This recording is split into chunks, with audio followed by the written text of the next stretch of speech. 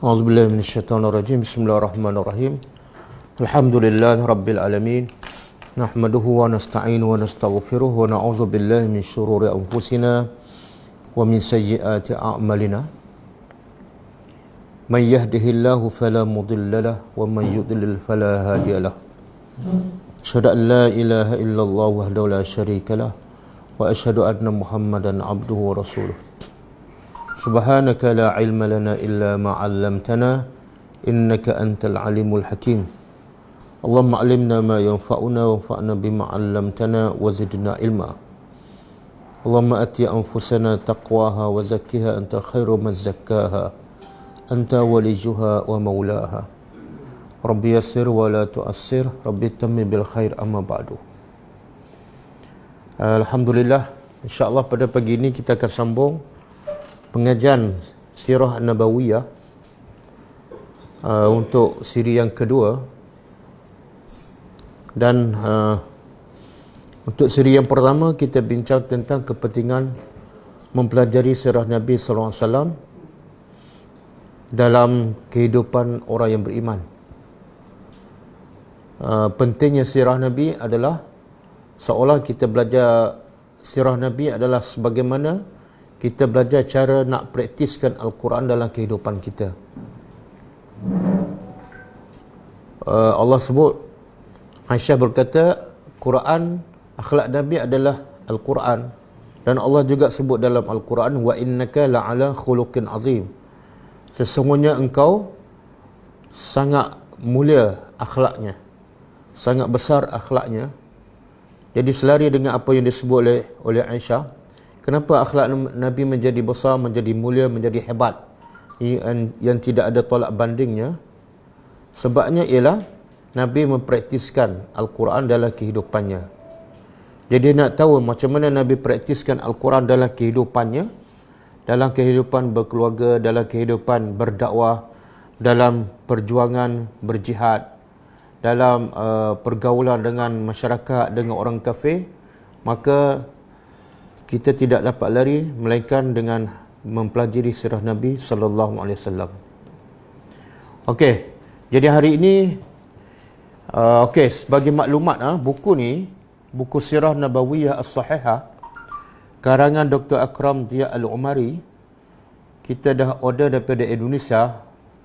Dia dah hantar pos naik kapal semalam, dijangka sampai pertengahan Disember. Dan lebih kurang harga sekali dengan pos ialah RM95.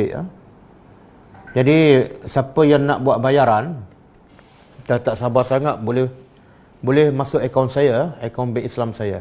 Jangan masuk akaun Ghulam, dia tak ada kaitan dengan Ghulam.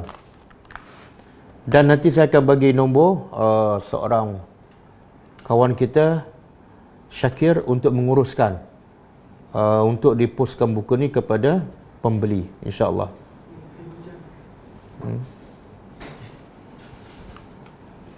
Okey, hari ini kita akan bincang sedikit tentang keadaan ekonomi dan keadaan agama di Mekah sebelum kelahiran Nabi Muhammad sallallahu alaihi wasallam ataupun di ambang kelahiran Nabi Muhammad sallallahu alaihi wasallam.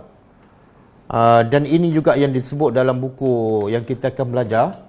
Sebelum dah cerita sejarah hidup Nabi daripada kecil, penulis buku ni menceritakan tentang bagaimana suasana Mekah dari segi ekonominya, dari segi masyarakatnya, dari segi agamanya, supaya kita dapat bayangan.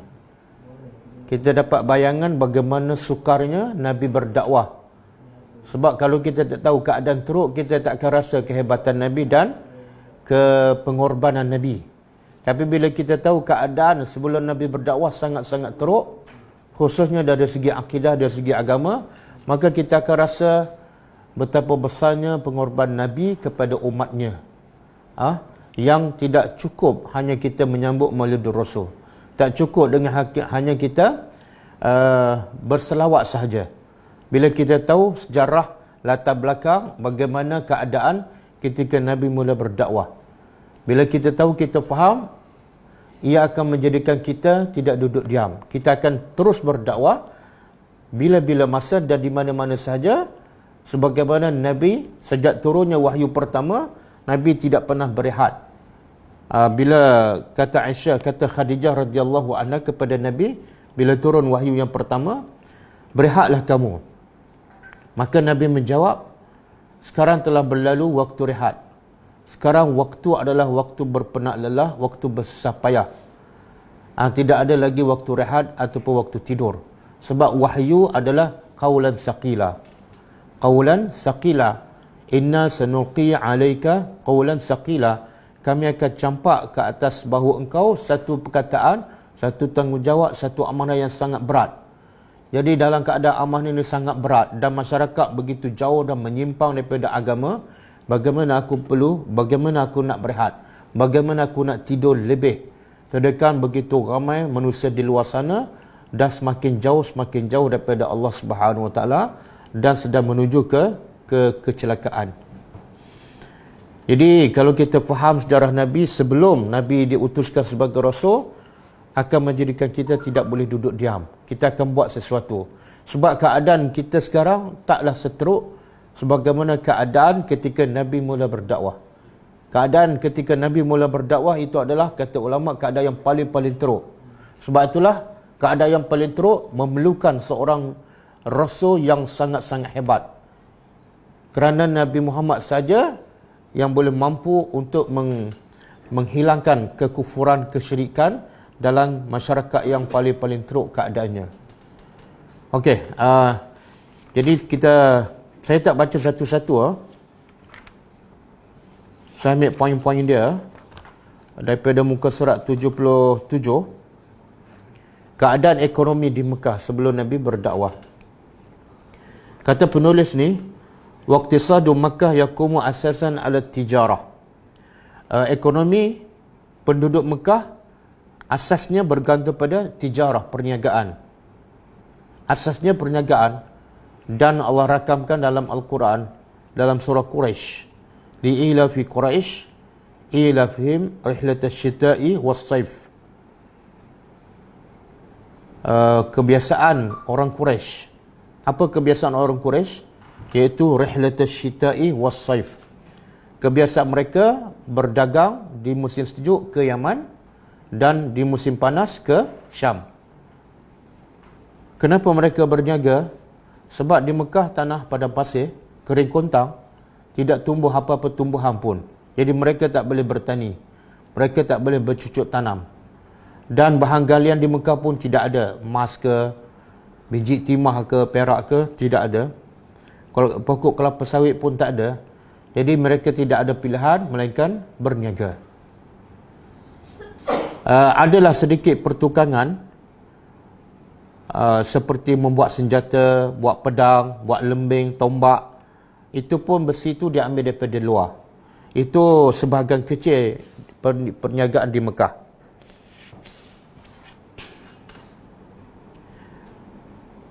Dan juga di Mekah juga perniagaan yang terkenal ialah membela kambing, unta, dan mereka menjual. Selain pada mereka guna untuk kenderaan, mereka juga menjual kambing dan unta di Mekah.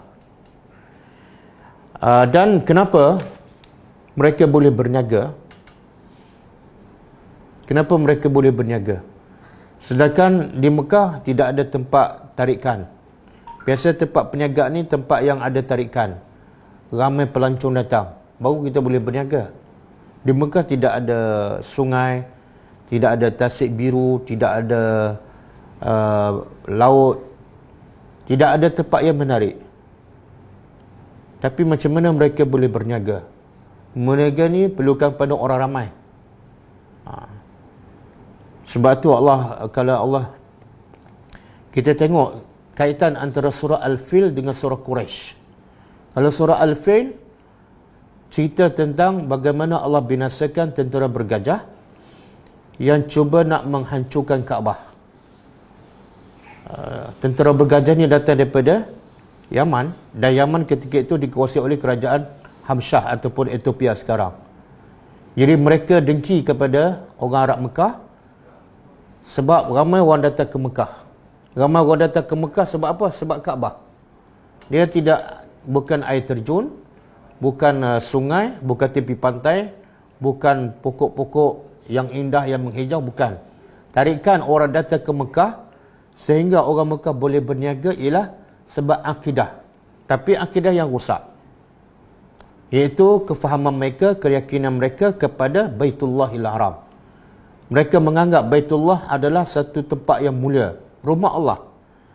Maka sebab itulah mereka datang daripada jauh, daripada Yaman, daripada Syam, sekeliling Mekah dan Madinah. Mereka datang khususnya di musim haji.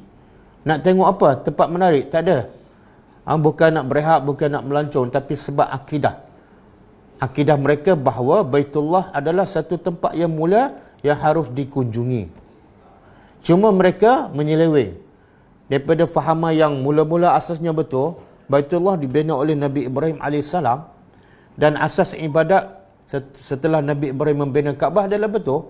Tapi lepas tu semakin menyimpang, akhirnya mereka jadikan Baitullah bukan untuk tempat menyembah Allah, tapi tempat untuk menyembah berhala.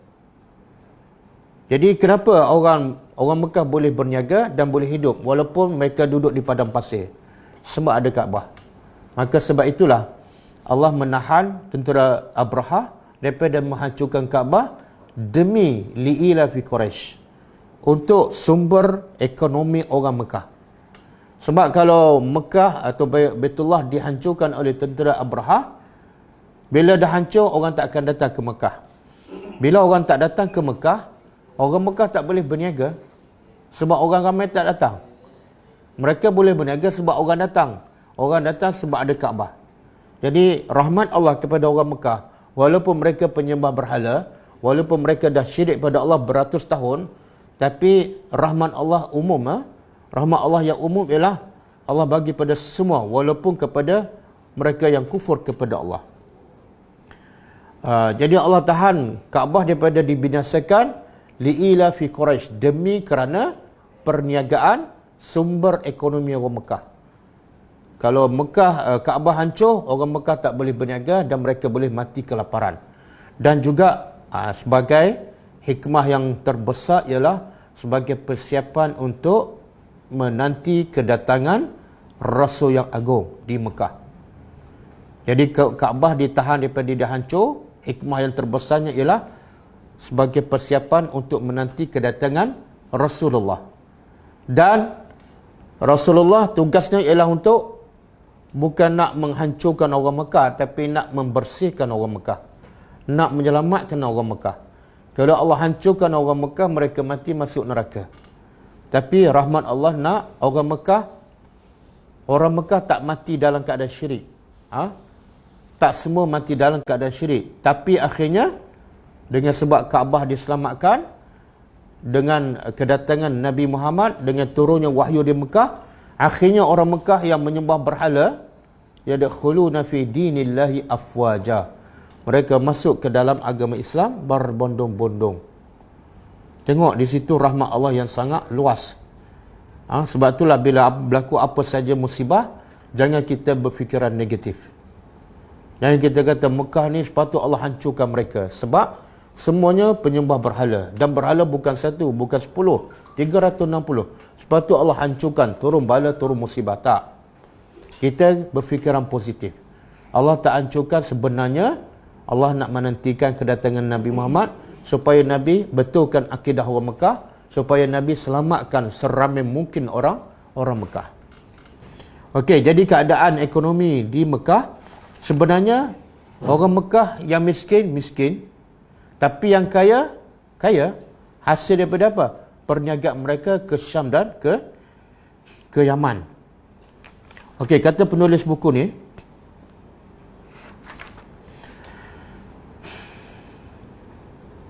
Ru'usul amwal al-kabirah biyadil aghniya. Hasil perniagaan yang besar ni dah jadi macam international. Perniagaan yang meluas, yang bersifat antarabangsa. Akhirnya ada orang Mekah ni yang terlalu kaya. Ru'usul amwal, modal-modal yang besar, biyadil aghniya, di tangan orang-orang kaya. Macam Abu Sufyan, Abu Jahal, Abu Lahab, Al-Walid ibn al-Mughirah. Dan Kekayaan mereka ni mereka guna peluang untuk apa? Untuk mengkayakan mereka lagi dengan cara riba. Mereka bagi pinjam pada orang miskin dengan cara riba. Dan sejarah menyebut kekayaan orang Mekah ni, kata penulis ni, wa hakaza kana min aghna'i Makkah man ya'kulu bi sihafi az-zahab wal fiddah fi hina kana aktsaru ahli Makkah fuqara. Kekayaan orang Mekah ni sehingga ada mereka yang kaya tu ya'kulu, makan bi sihafi az-zahab, dengan bekas daripada emas, pinggan ke sudu ke, dia makan daripada emas. Ini 1400 tahun yang lepas. Sebelum Nabi muncul, orang Mekah kalau kaya gila. Sedangkan kata penulis, kebanyakan penduduk Mekah adalah fuqara. Orang Quraisy ni dia berniaga tahsulu minal Habsyah. Dia ambil barang-barang daripada Habsyah, Ethiopia. Apa yang dia ambil daripada Ethiopia? Minyak-minyak wangi, bukhur, apa ni, kulit binatang, bulu-bulu binatang. Ya.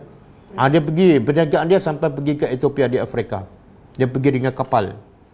Kemudian dia bawa balik ke Mekah, dia jual. Kemudian dia ambil barang daripada India. Dia tak pergi India lah, tapi orang India bawa barang dagangan mereka ke Yaman.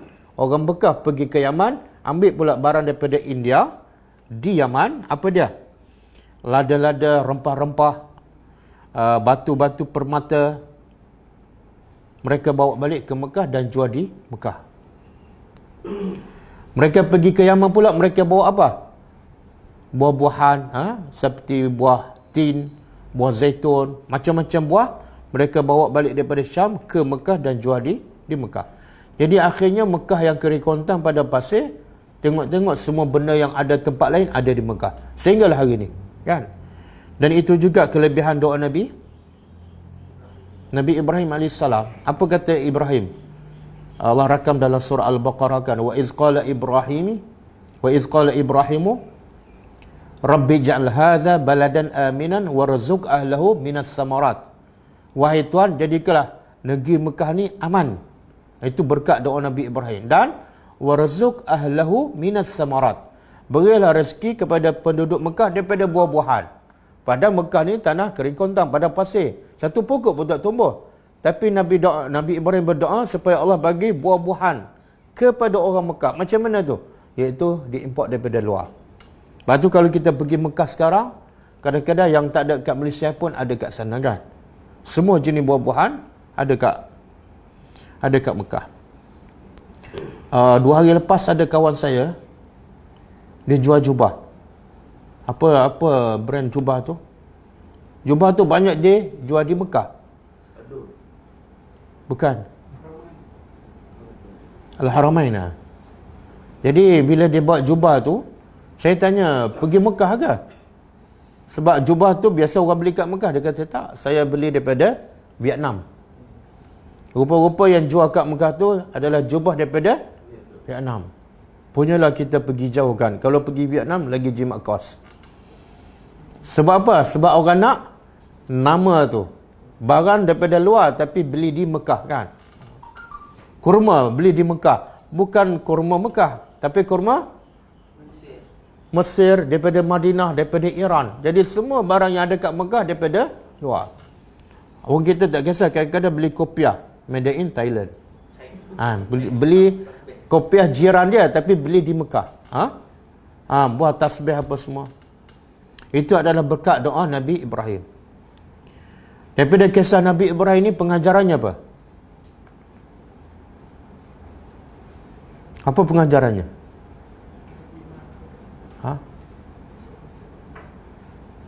Masa Nabi Ibrahim bina Kaabah, Mekah kering kontang, tak ada apa pun. Tapi dia tetap berdoa. Untuk siapa? Bukan untuk diri dia. Untuk ummah. Ummah pula bila ni? Jarak Nabi Ibrahim dengan Nabi Muhammad jauh tak? Subhanallah. Jadi pemikiran seorang Nabi ialah dia lebih pentingkan umat. Bukan untuk aku, bukan untuk keluarga aku, bukan untuk generasi tahun depan. Tak. generasi yang beratus tahun selepas aku. Dan juga doa Nabi Ibrahim pada dalam surah Baqarah, Rabbana waj'alna muslimaini laka wa min zurriyatina ummatan muslimatan wa arina manasikana wa tub alaina innaka antat tawwabur rahim. Kata Ibrahim, ya Allah, jadilah aku dan Ismail golongan yang muslimaini, yang menyerah diri pada engkau. Kemudian jadikan juga daripada zuriat yang datang selepas aku ummatan muslimah, satu golongan yang juga menyerah diri kepada engkau. Siapa ni zuriat yang datang selepas Ibrahim? Yang Nabi Ibrahim berdoa 1400 tahun yang lepas. Siapa? Umat Nabi Muhammad.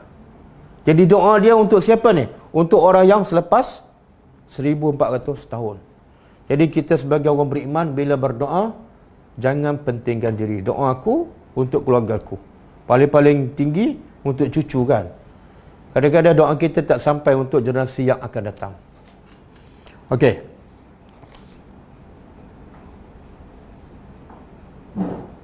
Dan antara kelebihan juga, orang Mekah ni boleh berniaga. Satu, sebab ada Kaabah kan, orang ramai datang. Yang kedua, kalau zaman sekarang, kalau kita bawa barang dagangan, naik kereta kan, kalau orang tahu agak-agak selamat tak? Tak selamat. Itu zaman sekarang. Zaman jahiliah sebenarnya keadaan lagi tak selamat. Sebab apa? Mereka hanya menaiki unta. Jadi biasanya kalau barang dagangan biasa dirompak, dirampas. Apatah lagi perjalanan ini jauh daripada Mekah ke Yaman. Itu dah hampir 1000 km. Kemudian daripada Mekah ke Syam pun jauh. Hampir juga 2000 km. Tapi kenapa mereka berjaya pergi dengan selamat dan balik ke Mekah dengan selamat? Tidak ada yang merompak ataupun merampas barang dagangan mereka. Kenapa? Ini antara faktor mereka boleh berniaga dan perniagaan mereka semakin berkembang maju di Mekah. Faktornya ialah mereka pergi ke Yaman, pergi ke Syam dengan selamat. Pergi dan balik. Soalnya kenapa mereka selamat? Kenapa tidak ada rompakan? Semua orang kafir kan? Semua masyarakat yang rosak akhlaknya. Sepatut barang dagangan orang Mekah sentiasa dirompak. Penduduk apa dia? Kenapa? Kenapa penduduk Mekah orang tak rompak? Sebenarnya itu juga rahmat Allah. Masyarakat Arab ni walaupun dia kufur kepada Allah, walaupun mereka penyembah berhala, tapi pemikiran mereka ada juga yang betul. Iaitu siapa yang jaga rumah Allah adalah orang yang mulia. Tak boleh diganggu, tak boleh dikacau. Kalau mereka berniaga tak boleh dirompak. Sebab itulah bila perjalanan mereka daripada Mekah ke Syam, ada roadblock ke, ada checkpoint ke, dia tanya, ini daripada mana? Mekah. Okey, jalan. Bunyi je daripada Mekah, semua dilepaskan dengan selamat. Subhanallah. Sebenarnya itu juga rahmat Allah. Kalau mereka tak selamat, asyik dirompak je, orang Mekah akan mati kebuluran dan Nabi Muhammad tak akan lahir di Mekah. Apa dia ayat yang Allah sebut? Mereka aman dalam perjalanan, dalam perniagaan mereka. Ayat apa?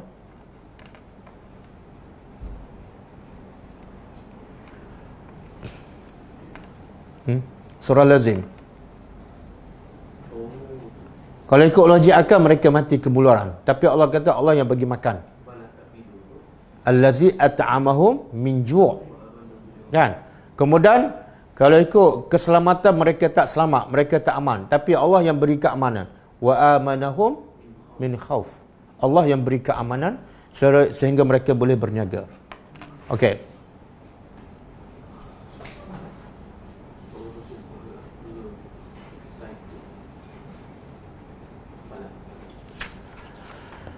Tapi itulah manusia kan. Walaupun ada rezeki, walaupun rezeki melimpah, mereka kaya sebab berniaga, dan mereka boleh berniaga sebab orang datang ke Mekah, orang datang ke Mekah sebab rumah Allah. Tapi akhirnya mereka tetap lawan juga Tuhan. Sebab tu Allah kata, "Falyabudu rabb hadzal bait." Sembahlah Tuhan kepada rumah ni. sebab kamu boleh berniaga, kamu boleh hidup. Ada yang kaya raya sebab tuan kepada rumah ni, iaitu Allah. Kenapa kamu masih menyembah berhala di sekeliling rumah Allah? Jadi sepatutnya berhala tak bagi apa-apa pada kamu. Jadi kenapa masih menyembah mereka? Itulah pengajarannya apa? Manusia ni bila dah senang dan semakin kaya, mereka akan semakin melampau. Kan? Sebab itulah Allah bila sayang pada seseorang, Allah tak bagi harta. Allah tak bagi kesenangan. Allah bagi apa?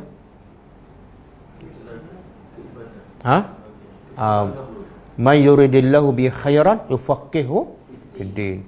Bila Allah nak orang tu baik, beriman, Allah tak bagi harta, Allah tak bagi pangkat. Tapi Allah bagi al-fiqhu fiddin, kefahaman dalam agama.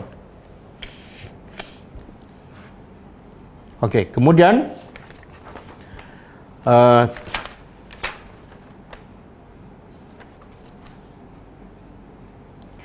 dan ini kelebihan Nabi Muhammad lah.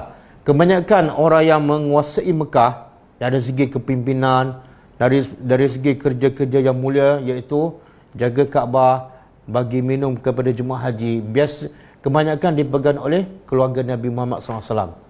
Seperti Abdul Muttalib, Abu Talib, Al-Abbas. Semua ni mereka yang memegang kerja yang mulia. Daripada suasana inilah Nabi Muhammad lahir.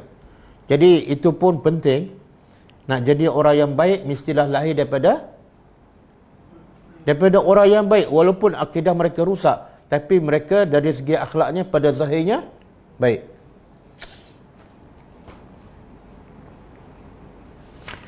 Jadi antara mereka yang menguasai Mekah ketika mula munculnya dakwah ialah Abu Jahal, Al-Haris, Amr bin Al-Mughirah, Abu Lahab, Abu Umayyah, Sa'id bin Al-As, Hakim bin Hizam, Amr bin Abdu Al-Amiri, Suhaib bin Amru, Al-Haris bin Qais, Abu Sufyan. Ini semua pembesar-pembesar Quraisy yang menguasai Mekah dari segi kepimpinan, dari segi perniagaan, dari segi pengaruh. Inilah kepala-kepala yang menguasai Mekah. Dan mereka inilah yang musuh utama Nabi. Mereka inilah yang akhirnya menjadi musuh utama kepada dakwah yang dibawa oleh Nabi SAW. Jadi suasana Nabi membawa dakwah di hari pertama penuh dengan orang-orang yang kaya, orang-orang yang menguasai Mekah yang sangat memusuhi Islam. Tapi akhirnya Nabi berjaya menyampaikan dakwah pada mereka. Bahkan sebahagian daripada pimpinan Mekah yang asalnya kufur kepada Allah akhirnya beriman. Seperti siapa? Pimpinan Mekah yang akhirnya beriman. Di peringkat awal mereka menjadi musuh Nabi, tapi akhirnya mereka menjadi sahabat Nabi. Khalid ibn Walid, Umar ibn Khattab, Abu Sufyan. Dan ada juga yang dia tak Islam tapi dia mendukung dakwah yang dibuat oleh Nabi, iaitu pakcik Nabi, Abu Talib. Dia tak masuk Islam. Jadi itu juga pengajaran apa dia? Kadang-kadang kita perlu berbuat baik kepada semua orang. Kadang-kadang keluarga kita tak ikut sunnah kan?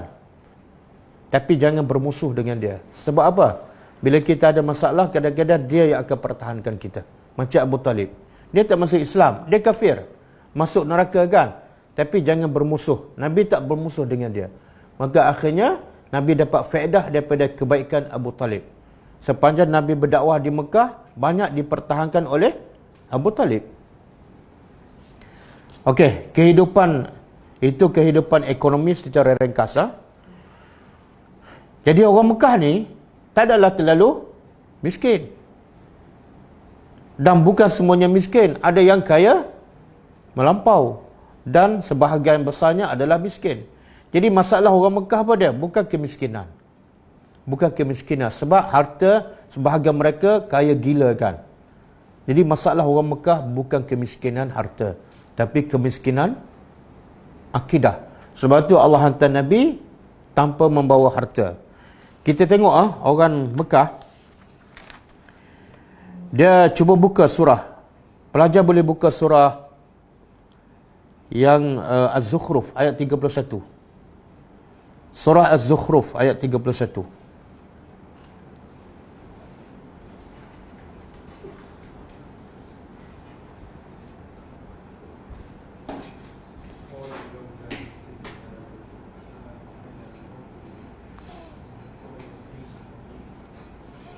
Allah kata apa?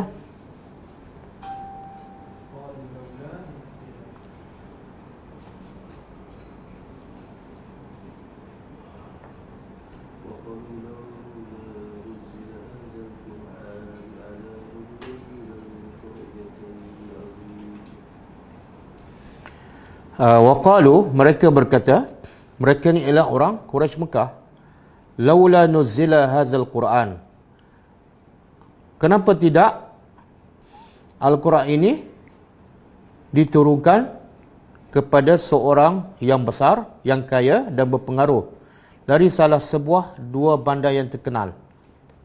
Apa dia? Dua bandar apa dia? Mekah dan? Tak, Mekah dengan Taif. Ada orang Mekah, Utbah, dia ni memang orang kaya dan dia memiliki kekayaan di Taif. Sebab tu masa Nabi pergi berdakwah di Taif, Nabi pergi ke satu kebun anggur. Itu adalah milik orang Mekah. Jadi ayat ni nak begitu apa ni? Orang Mekah mengatakan, kenapa Nabi datang dalam keadaan miskin? Sepatutnya Nabi kalau nak jadi pemimpin mestilah daripada orang kaya. Kenapa tak wahyu Al-Quran diturun kepada orang kaya yang menguasai Mekah dan Taif? Itu Allah nak begitu apa ni? Tabiat manusia sukakan apa? Harta. Bukan sukakan ilmu, bukan sukakan petunjuk Allah. Nafsu manusia nak harta. Jadi bila ada rasul ke ada pemimpin, yang pertama dia tengok apa? Harta. Kalau ada ilmu tapi harta tak ada, dia tak boleh nak terima. Itulah daripada dulu sampai hari ini. Yang kisah Jalut dan Talut pun sama. Mereka minta Nabi mencarikan seorang pemimpin untuk memimpin mereka dalam peperangan. Bila Nabi bagi seorang pemimpin yang bernama Talut, mereka pertikaikan. Kenapa? Talut miskin. Jadi itu pemikiran manusia yang tak beriman kepada Allah, yang lebih mengutamakan harta ataupun duit. Jadi Allah hantar Nabi dalam keadaan miskin. Tapi Allah hantar Nabi, bersama Nabi adalah alat untuk menyelesaikan masalah masyarakat Mekah. Bukan duit. Yang boleh selesai masalah manusia bukan duit, bukan pangkat, tapi adalah Al-Quran. Dan kalau kita tengok dalam kenapa ni masyarakat Mekah boleh rusak? Apa punca mereka boleh sembah berhala sampai tepi Kaabah ada 360, bukan 36, 360. Sedangkan asal Mekah ni adalah beragama Islam, agama Nabi Ibrahim kan. Nabi Ibrahim yang pertama bina Kaabah. Jadi pengasasnya adalah Nabi. Selepas tu orang beriman, tapi akhirnya menjadikan orang Mekah semua syirik kepada Allah dan menyembah 360. Apa puncanya? Dia tersalah mengagungkan ulama lebih. Mengagungkan ulama siapa ulama tu? Apa dia? Dia kalau kita baca surah ni, surah yang orang Melayu suka baca lah. Boleh buka. Allah bagi tahu sebabnya. Saya baca ayat kalau dengar ayat tahu surah apa? Litunzira qauman. Memang pakai Yasin lah. Litunzira qauman ma unzira aba'uhum fahum ghafilun. Surah apa? Yasin. Apa maksud dia? Litunzira, untuk engkau. Kalau kita ambil daripada awal, boleh pelajar buka surah Yasin. Ambil daripada ayat 1 lagi. Sebab yang ayat saya sebut tadi ayat 6 je. Yasin Dan wal Quranil Hakim, demi Al-Quran yang penuh dengan hikmah, penuh dengan hukum hakam. Kemudian Allah kata apa? Innaka laminal mursalin. Sesungguhnya engkau Muhammad adalah daripada kalangan para utusan Allah. Ala siratin mustaqim, atas jalan yang lurus. Tanzilul Azizur Rahim, dan Quran pula diturun oleh siapa? Diturun oleh Al-Aziz Ar-Rahim, Tuhan yang maha perkasa dan lagi maha penyayang. Kenapa bila sebut Quran Allah sebut dua sifat, Al-Aziz dan Ar-Rahim? Wal Quranil Hakim innaka laminal mursalin ala siratil mustaqim. Kemudian Tanzilul Azizur Rahim. Kenapa dua sifat ni? Apa kaitan penurunan Al-Quran dengan dua sifat Allah, Al-Aziz Ar-Rahim?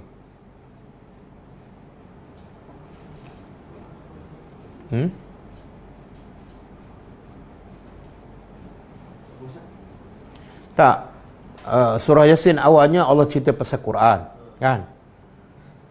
Kemudian Allah kata Quran ni diturunkan oleh siapa?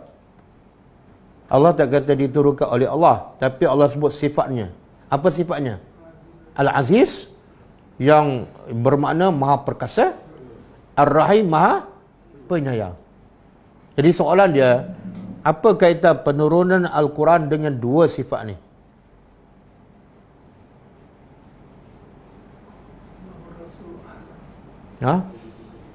Boleh tak Allah kata Quran diturunkan oleh Al-Ghafur, kan?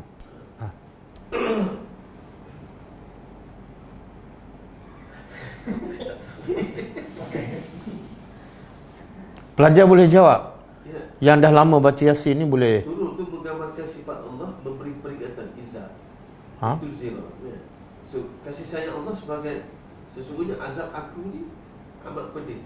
Apa dia kait peringatan, kemudian kasih sayang dia sebagai pengampunan. Sekiranya kamu berbalik kepada, tak boleh, tak masuk.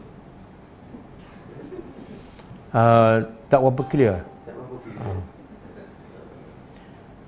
Kalau saya kata ini saya bagi surat saya daripada saya yang bersifat tegas dan penyayang.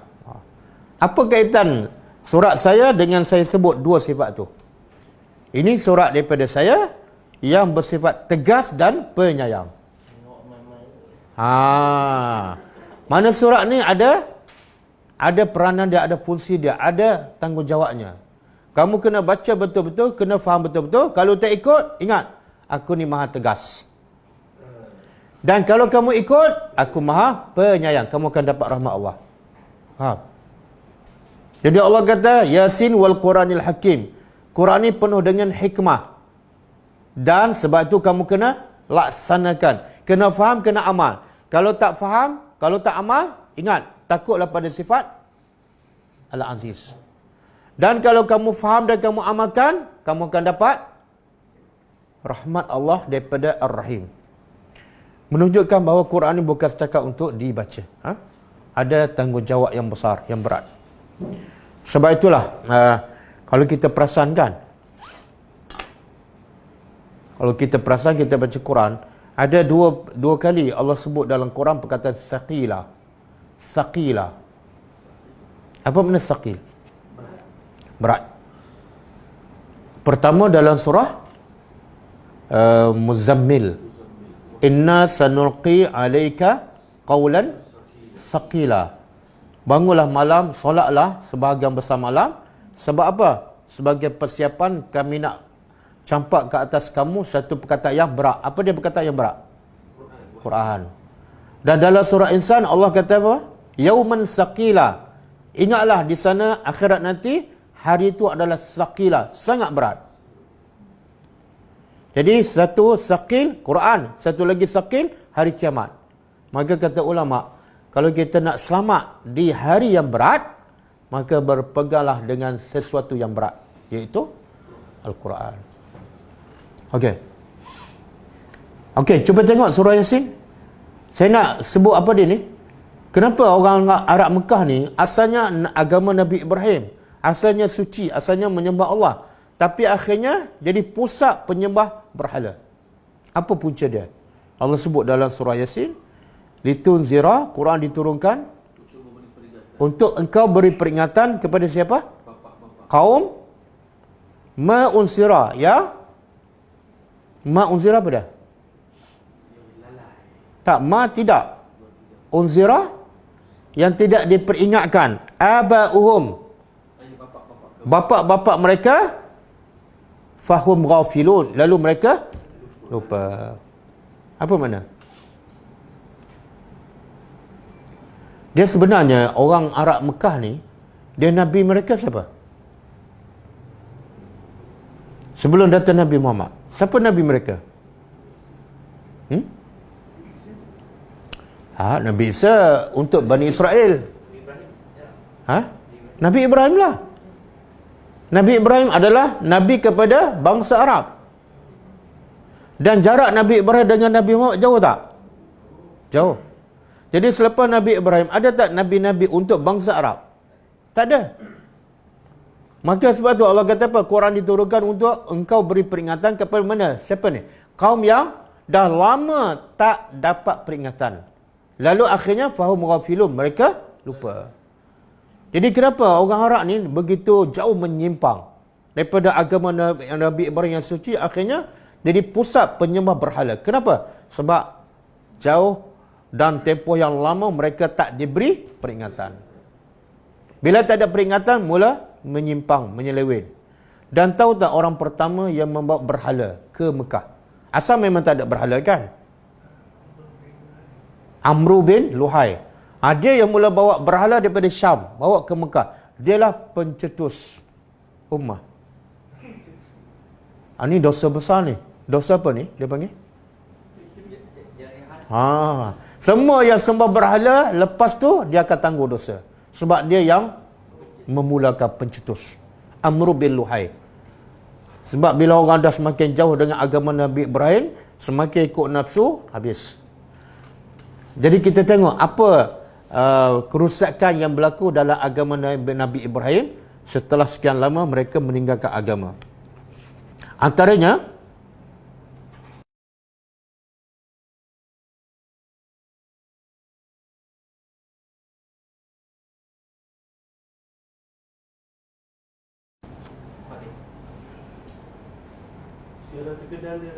dia kena sambung balik. Masuk.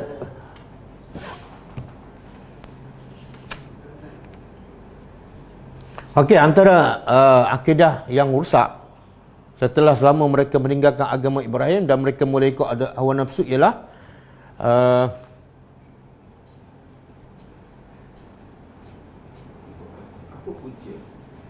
mereka menuduh Allah tu ada anak. Dia, kalau kita dah belajar, ada 3 golongan, 3 puak yang menuduh Allah ada anak kan. Kalau orang Nasrani, dia tuduh siapa anak Allah? Isa. Kalau orang Yahudi, Uzair. Orang Mekah juga ada akidah tu. Dia mula menyimpang, mula-mula dia beriman pada Allah, tapi dah lama meninggalkan agama Nabi Ibrahim, dia mula menyeleweng. Antaranya ialah mereka menuduh Allah tu ada anak. Siapa anak Allah bagi orang musyrikin Mekah? Siapa?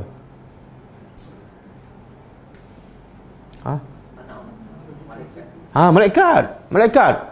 Allah sebut dalam Quran, bahkan mereka menganggap malaikat adalah anak perempuan Allah. Sebab apa mereka tuduh malaikat anak perempuan, bukan anak lelaki? Sebab orang musyrikin Mekah memang tak suka pada anak perempuan. Tengok jahat. Yang dia tak suka, dia bagi pada Tuhan. Anak lelaki kami punya, anak perempuan itu adalah kamu punya. Dan juga mereka Allah sebut dalam surah An-Nahl, nanti boleh buka surah An-Nahl ayat 57. Akidah orang musyrikin Mekah sebelum kedatangan Nabi semakin menyimpang. Antaranya mereka menuduh Allah tu mempunyai anak, iaitu para malaikat. Dan juga akidah mereka yang rosak, mereka menolak hari kebangkitan. Mereka kufur kepada hari kebangkitan, hari pembalasan.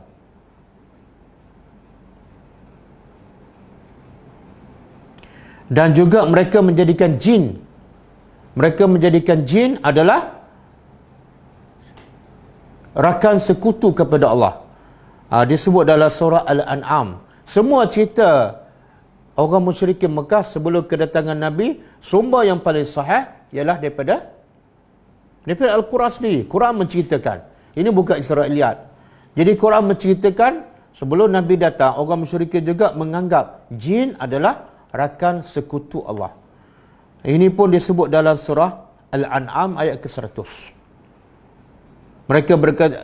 Mereka berkata waja'alu lillahi syuraka'al jin. Mereka menjadikan bagi Allah adalah sekutu-sekutu kepada jin. Jadi Tuhan dengan Allah, Tuhan dengan jin tu bagi mereka sama taraf.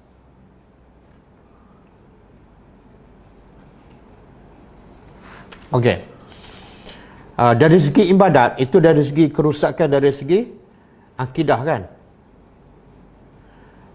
Penulis sebut ni supaya apa? Supaya kita gambarkan betapa rusaknya akidah, akhlak, ibadat orang musyrikin. Keadaan macam itulah Nabi datang dan dapat membetulkan.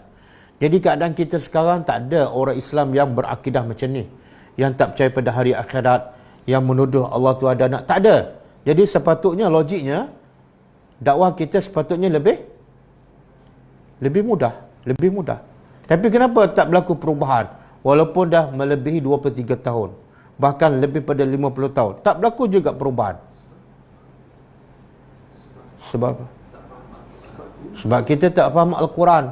Dan bila kita berdakwah, kita tak sampaikan Al-Quran. Yang kita sampaikan ialah pendapat orang. Pendapat manusia. Jadi dia tak boleh mengubah manusia. Okey. Cara ibadat yang rusak haji ni, ibadat haji ada zaman Nabi Ibrahim lagi.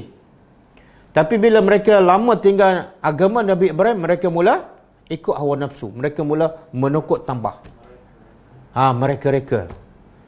Ini bahaya ni. Sebenarnya yang suka mereka-reka dalam ibadat ni, pencetusnya bukan orang Mekah. Bukan orang Malaysia.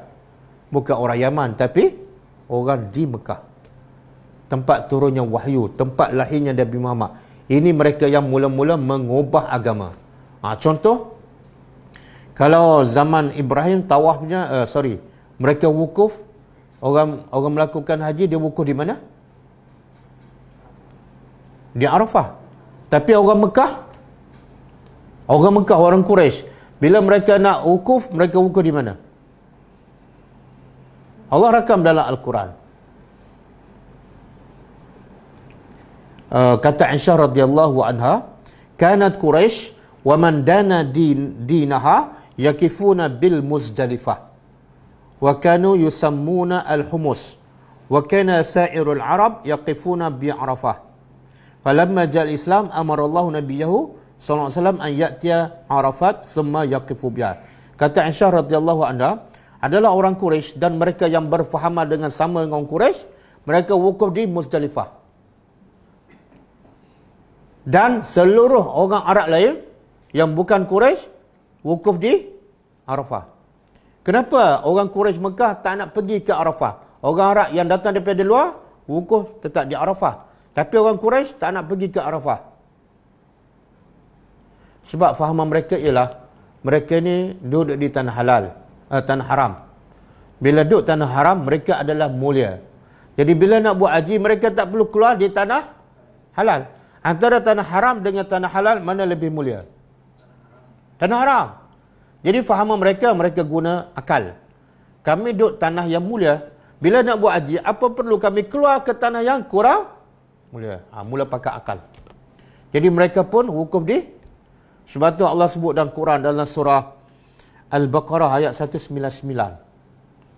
Bila turun Al-Quran, Allah perintah supaya orang Quraisy ubah cara yang salah tu. Allah kata apa? Summa afidu min haitsu afadhan nas. Hendaklah kamu semua bergerak, bertolak sebagaimana orang ramai bertolak. Orang ramai bertolak daripada mana? Arafah. Kamu jangan bertolak daripada Muzdalifah. Ini ayat membetulkan ibadat mereka yang telah diselewengkan. Dan juga mereka bila solat kat Mekah, apa mereka buat? Solat cara mereka lah. Allah sebut dalam surah Al-Anfal ayat 35. Surah Al-Anfal ayat 35. Allah kata apa? Wa ma kana salatum indal baiti illa muka'an wa tasdiyah. Asalnya solat mereka betul berasal daripada agama Ibrahim AS. Tapi bila dah lama meninggalkan agama Ibrahim, mereka mula ikut hawa nafsu dan mereka mula tokok tambah. Apa dia? Tidaklah solat mereka di sisi Kaabah melainkan muka'an. Muka'an apa dia? Bersiul-siul, wa tasdiyah dan sekarang berlaku tak? Tokok tambah dalam ibadat. Kan? Kadang-kadang lepas solat dia menjerit-jerit kan. Dia kadang-kadang dia berselawat, kadang-kadang dia berzikir berdiri, kadang-kadang menari kan, kadang-kadang bergendang kan. Berlaku tak? Puncanya apa dia? Dia pakai akal. Apa salahnya kan? Kita tambah-tambah. Solat okey, lepas solat kita tambah. Sama dengan orang musyrikin Mekah. Lepas solat dia bersiul, lepas tu tepuk tangan. Ada persamaan tak? Sebab tu Nabi kata sallu kama ra'aitumuni salli. Ibadat tak boleh tokok tambah. Dan juga cara ibadat mereka yang salah. Asalnya betul. Apa dia? Bila mereka tawaf, mereka bertelanjang. Tawaf. Dalam kepala mereka tawaf tu ibadat, agama. Mereka tak tinggal. Cuma mereka ubah aja. Apa dia? Telanjang. Telanjang ni bukan semua. Siapa yang bertelanjang ni? Perempuan. Dan perempuan yang mana ni? Yang datang daripada luar. Orang Mekah tak telanjang. Sebab mereka anggap mereka adalah mulia. Jadi bila perempuan tak, lelaki dan perempuan bertelanjang. Cuma perempuan tawaf waktu malam. Dia telanjang kemudian tawaf waktu malam. Lelaki tawaf siang hari. Sama ada anggapan mereka pakaian mereka ni tidak halal. Sedangkan tawaf tu benda yang suci. Jadi mereka takut tawaf mereka tak diterima oleh Allah. Maka pakaian mereka yang ada bersumber haram mereka tanggalkan. Ada yang tak bogel, dia tukar baju, dia beli baju kat Mekah, dia pakai baju yang kat Mekah. Sebab bagi mereka yang beli baru tu adalah halal. Ini antara tokok tambah agama yang puncanya apa dia? Bila mereka lama meninggalkan agama mereka. Samalah. Masyarakat kita banyak tak benda-benda yang tak selari dengan sunnah Nabi. Kenapa? Sebab sumber rujukan asal dah lama ditinggalkan. Quran ditinggalkan, hadis-hadis sahih ditinggalkan. Akhirnya yang masuk siapa? Pendapat-pendapat orang, pendapat guru kan, pendapat tarikat. Akhirnya keaslian agama dah tak nampak. Yang tu jadi bergaduh tu.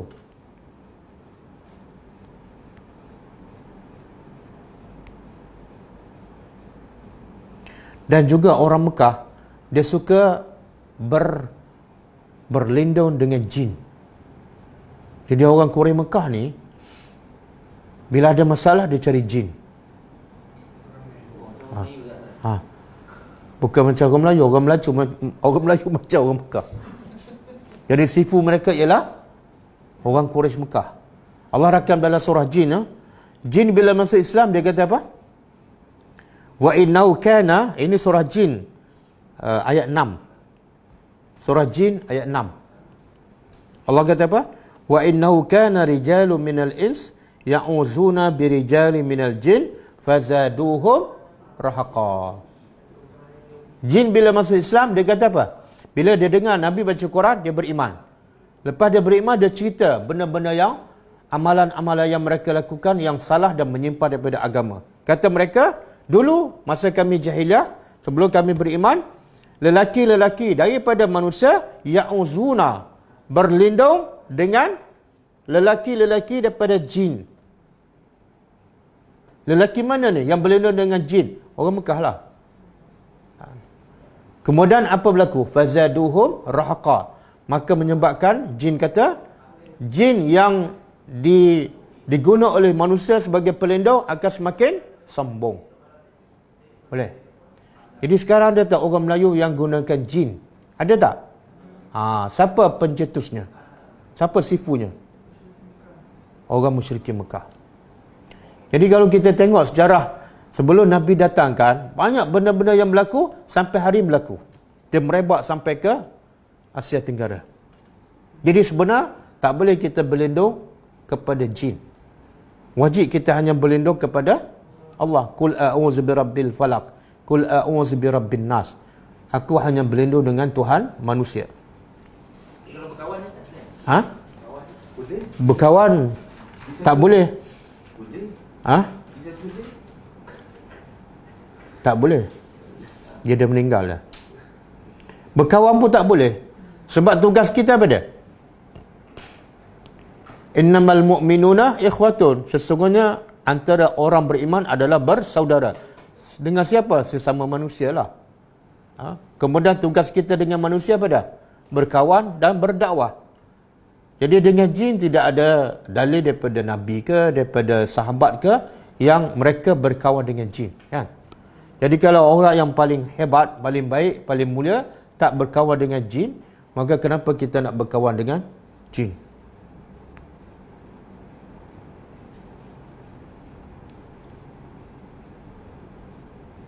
Okey. Itu lebih kurang.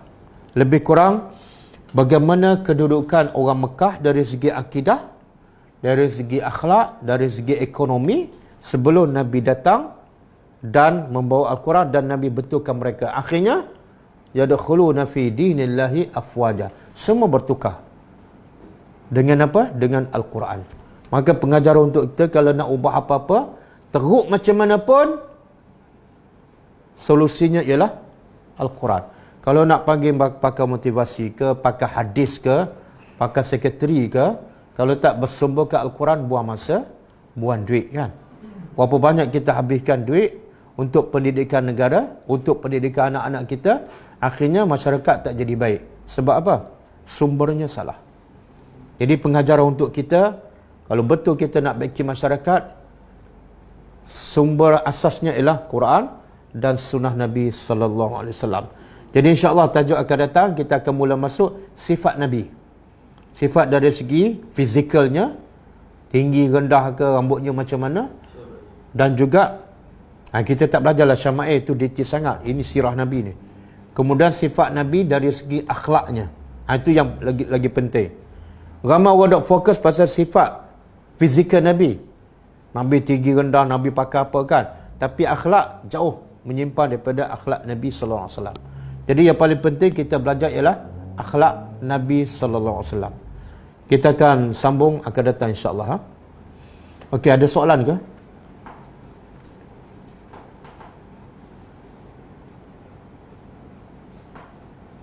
Ada orang kata benda baik apa salahnya kan? Sebab itulah kalau kita tengok doa Nabi Ibrahim.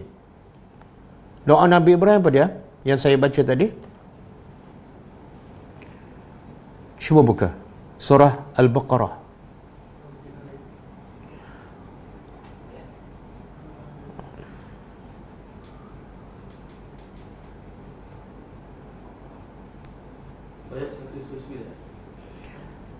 Ayat 128. 128.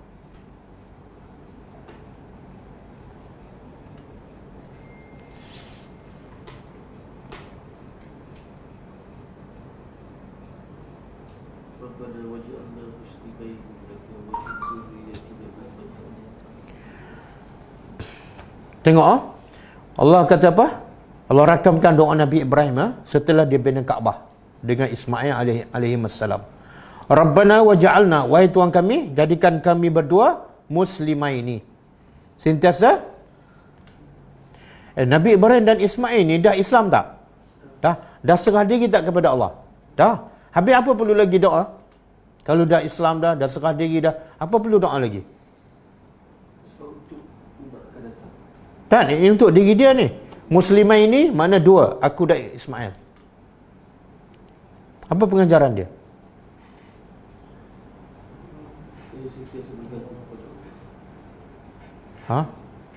Pengajarannya orang beriman. Lagi dia beriman, lagi dia risau, dia tergelincir. Lagi dia bertakwa, lagi dia takut menyimpang. Itu ciri-ciri orang beriman. Yang jenis tak takut ni, orang tak beriman. Aku nak mati apa, dalam iman ke, kufur ke, tak kisah. Jadi kalau orang macam Nabi Ibrahim pun sentiasa berdoa supaya Allah tetapkan hati mereka dalam keimanan, sentiasa serah diri pada Allah, orang macam kita lagilah kena berdoa.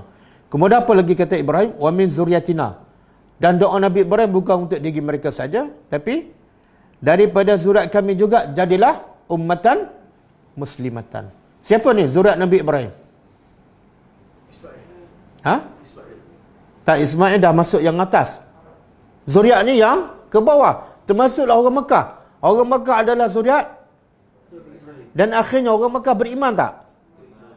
Antara sebabnya doa Nabi Ibrahim. Berapa lama ni jarak doa ni? Ha? Beribu tahun. Ha? Allah makbulkan. Kemudian apa lagi doa Nabi Ibrahim? Wa arina manasikana. Tunjuklah kami manasik. Apa mana manasik? Cara melakukan ibadat. Siapa ni yang minta kepada Allah supaya Allah tunjuk cara beribadat? Siapa ni? Nabi Ibrahim. Kan dia Nabi.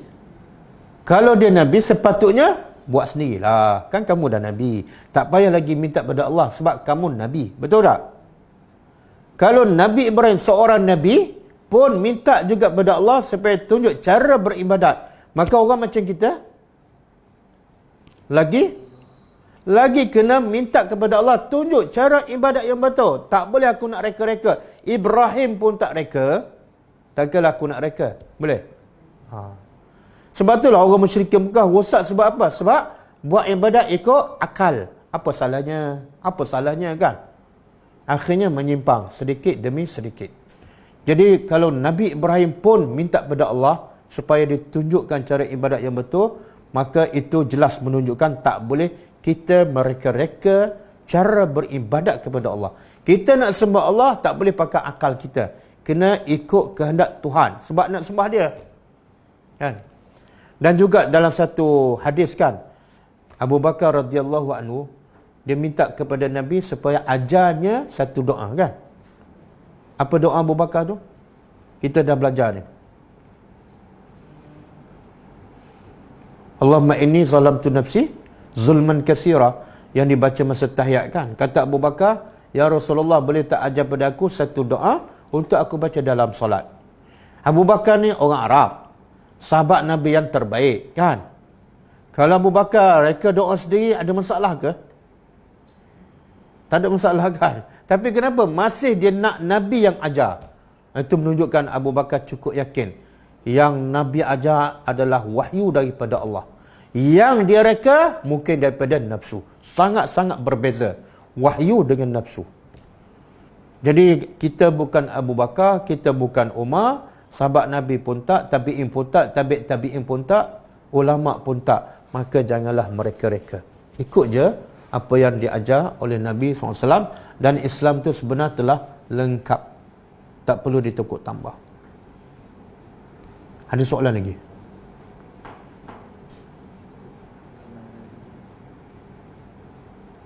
Macam mana kita nak tolong datuk nenek kita yang menjadi bomoh dulunya?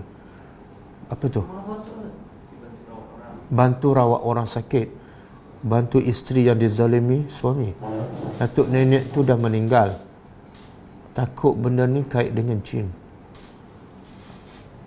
Tak, kalau dah meninggal kita tak boleh tolong melainkan hanya dengan doa je. Doa. Kalau dia Islam, dia akidah dia Islam, percaya pada Allah, beriman pada hari akhirat, maka dia berhak untuk dapat doa kita. Itu je. Doa saja yang boleh selamatkan orang yang dah meninggal. Kalau dia Islam. Tapi kalau dia tak Islam, doa apa saja pun, walaupun daripada Nabi, tidak memberi faedah. Bahkan Allah larang Nabi berdoa kepada orang munafik.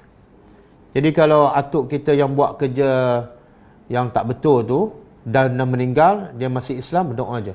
Semoga Allah ampunkan dosa dia. Ada lagi soalan?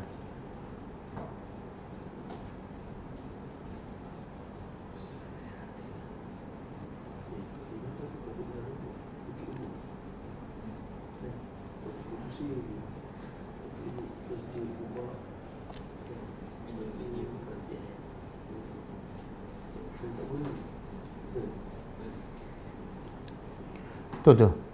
Jadi, adakah Mekah di zaman Nabi setara Apa maksud soalan tu? Mana Ustaz? Metropolitan. Bukan zaman Nabi SAW, metropolitan zaman ini. Tak sama. Taklah, tak samalah. Tak sama.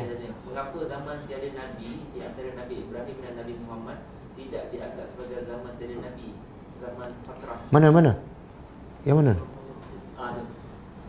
Mengapa zaman tiada Nabi di antara Nabi Ibrahim dan Nabi Muhammad tidak dianggap sebagai zaman tiada Nabi? Tak. Allah dah sebut, "Wa ma kunna mu'azzibina hatta nab'atha rasula." Allah sebut dalam Quran, kami tidak akan mengazab mana-mana kaum sehingga kami utuskan rasul. Jadi ayat ni menunjukkan Allah tidak akan azab siapa ni? Orang yang mesej dakwah tak sampai. Bila mesej dakwah tak sampai, dia kekal dalam fitrah. Fitrah semula jadi apa dah? Tak sembah berhala. Kalau dah sembah berhala luar daripada fitrah, ini kena azab. Sebab itulah ada yang macam apa ni, yang siapa?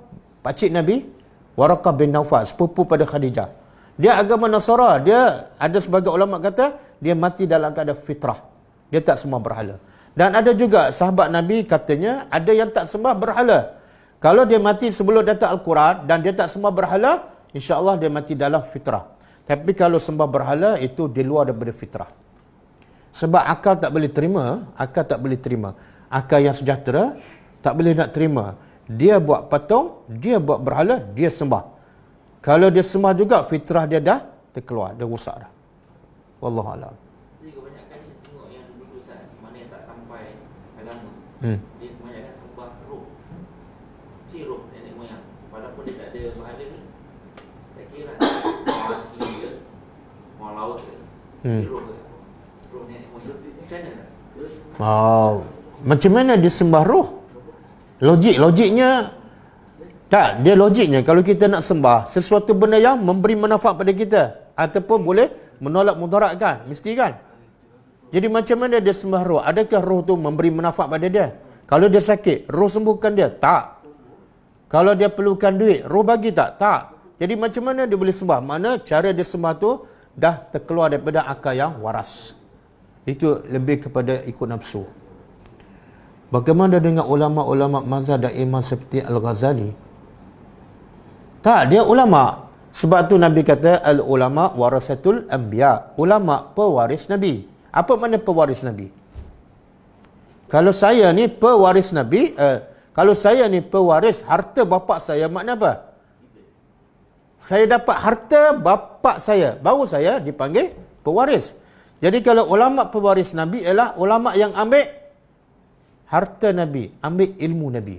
Kalau dia ambil ilmu daripada bukan Nabi, dia bukan pewaris Nabi. Pewaris Nabi ialah ambil ilmu daripada Nabi, Quran dan Sunnah. Jadi semua ulama yang ambil ilmu daripada Nabi, Quran dan hadis, dia adalah ulama. Sebab tu kata Imam Syafi'i, kalau kamu jumpa hadis sahih, itulah mazhab aku.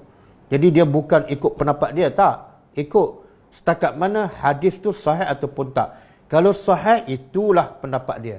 Bukan pendapat aku mesti betul.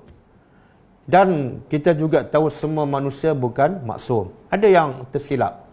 Yang maksum hanya Nabi Muhammad sallallahu alaihi wasallam. Kadang-kadang sahabat pun tersilap. Maka tak peliklah ulama pun ada tersilap. Wallahu a'lam. Fitrah ni semula jadilah. Zaman fitrah ialah semula jadi. Contohlah, kita duduk dalam hutan, tak ada siapa yang berdakwah pada kita, kita pun tak pernah dengar Quran, tak pernah dengar hadis kan. Tapi kita tak sembah berhala, kita tak sembah pokok. Kenapa? Fitrah kita dalam hati ni menganggap benda ni tak ada faedah, kita pun tak sembah. Kenapa kita tak sembah? Sebab fitrah yang mengatakan tak ada faedah sembah. Jadi fitrah ni apa yang Allah letak dalam hati kita secara semula jadi. Yang ni kita rasa baik, itu fitrah. Contohlah, kita bercakap bohong, kita rasa macam tak sedap je. Yang rasa tak sedap itu fitrah. Makna fitrah kita masih suci lah. Bila kita bercakap bohong, rasa macam hati tak sedap je. Macam mana kita boleh rasa tak sedap? Daripada fitrah semula jadi. Wallahualam. Sekiranya seseorang tidak hafal doa kunut, apakah boleh solat 2 rakaat saja? Boleh. Ulama sepakat solat subuh tanpa baca kunut, solat subuh sah. Saya ulang, ulama sepakat semua 4 mazhab. Solat subuh tanpa kunut subuh, solat subuh tu hukumnya sah. Ulama berbeza pendapat tentang kunut subuh, sunat ataupun tak. Bukan berbeza tentang wajib ataupun sunat. Jadi kunut tu hanya perbezaan sunat ataupun tak je. Jadi kalau tak buat benda yang sunat, solat tetap sah. Assalamualaikum Ustaz, Nabi Ibrahim berdakwah di Mekah? Tak. Jadi orang-orang yang tinggal di Mekah beribadat cara Nabi Ibrahim. Ya. Sebab tu Allah sebut dalam surah Al-Hashr, laqad kana fi Ibrahim uswatun hasanah. Sesungguhnya pada Ibrahim tu ada ikutan yang baik. Ikutan dari segi apa? Akidahnya, akhlaknya, ibadatnya. Tapi bila datang syariat Nabi Muhammad, berbezalah. Ada yang sama kita ikut, ada yang berbeza kita ikut syariat Nabi Muhammad sallallahu alaihi wasallam. Berdoa pada ibu bapa dengan menghantar Fatihah.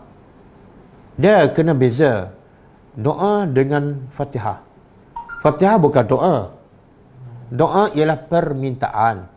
Doa dalam bahasa Arab ialah permintaan. Kita minta Allah ampunkan dosa mak bapak kita, itu doa. Kita minta Allah sihatkan kita, itu doa. Adapun baca Fatihah bukan doa. Baca Fatihah bukan doa. Jangan salah faham. Sebab itulah biasa orang baca Fatihah ni dia tak kata doa, dia panggil sedekah. Pahala baca Fatihah dia nak sedekah, itu bukan doa. Bahkan dalam Fatihah pun tak ada doa untuk orang mati. Dalam Fatihah ada doa tapi bukan untuk orang mati. Doa untuk siapa? Untuk orang hidup. Ihdina, tunjuklah kami. Kami yang mana? Yang masih hidup. Orang mati tak ada kaitan dengan ihdina. Minta hidayat dah tamat bagi orang yang mati. Jadi doa pada mak bapak jangan kaitkan dengan Fatihah. Fatihah tu ada pendapat mengatakan kita bersedekah pahala Fatihah, bukan doa. Wallahu alam.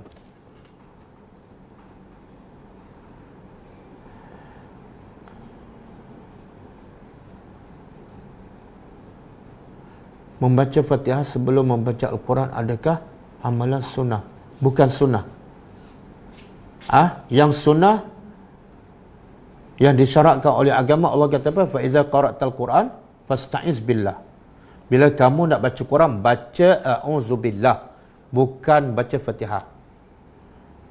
Itu arahan daripada Allah, daripada Al-Quran. Jadi kita nak baca Quran, kitab daripada Allah, tapi ikut cara kita, mana boleh. Jadi Allah kata kalau nak baca kitab aku, baca a'udzubillahi minasyaitonirrajim.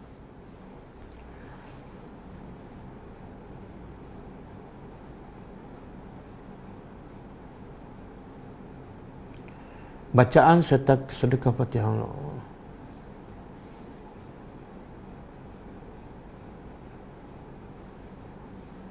Apa tu? Bacaan sedekah Fatihah untuk orang hidup, bukan untuk orang yang meninggal. Tak.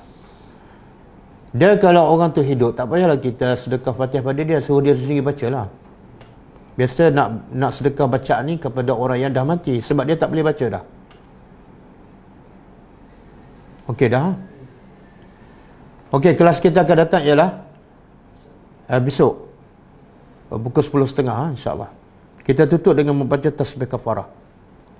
Subhanakallahumma wa bihamdika asyhadu an la ilaha illa anta astaghfiruka wa atubu ilaik. Assalamualaikum warahmatullahi wabarakatuh.